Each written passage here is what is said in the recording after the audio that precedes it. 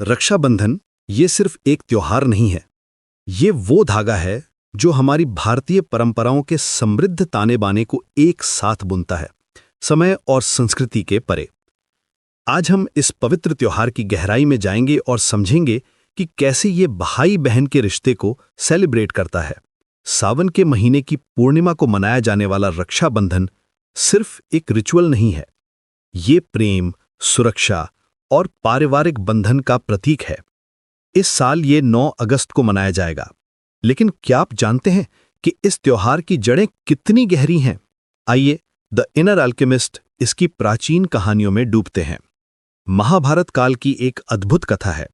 जब भगवान कृष्ण ने अपने सुदर्शन चक्र से शिशुपाल का वध किया तो उनकी उंगली से खून बहने लगा। द्रौपदी ने तुरंत अपनी साड़ी का टुकड़ा फाड़कर कृष्ण की उंगली पर बांधा। इस निस्वार्थ प्रेम से प्रभावित होकर कृष्ण ने द्रौपदी की रक्षा का वचन दिया, और जब कौरवों ने द्रौपदी का चीरहरण करने की कोशिश की तो कृष्ण ने उनकी साड़ी को अनंत बना दिया।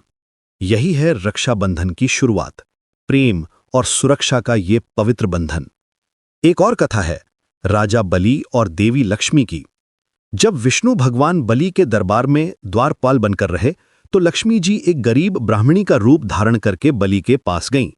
श्रावण पूर्णिमा के दिन उन्होंने बलि की कलाई पर रंगीन धागा बांधा। बलि खुश होकर उनसे वरदान मांगने को कहा। तब लक्ष्मी जी ने अपने पति विष्णु को मुक्त करने की प्रार्थना की। ये कहानी भी दिखाती है कि कैसे एक साधारण धागा असाधारण शक्ति रखता है। अब बात करते हैं रक्षाबंधन की रस्मों की। सुबह से ही घर में खुशी का माहौल होता है।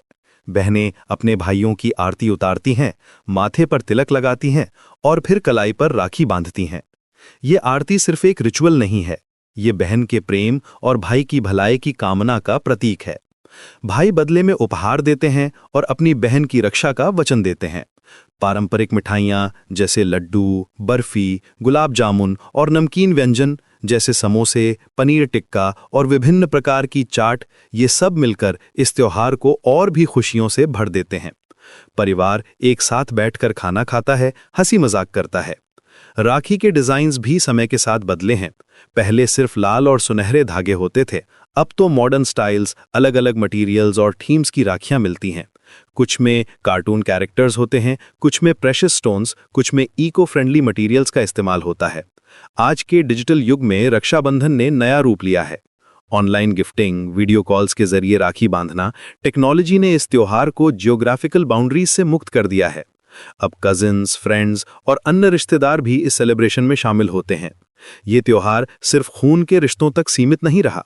रक्षाबंधन का असली सार ये है कि ये प्रेम के अटूट बंधन का प्रतीक है।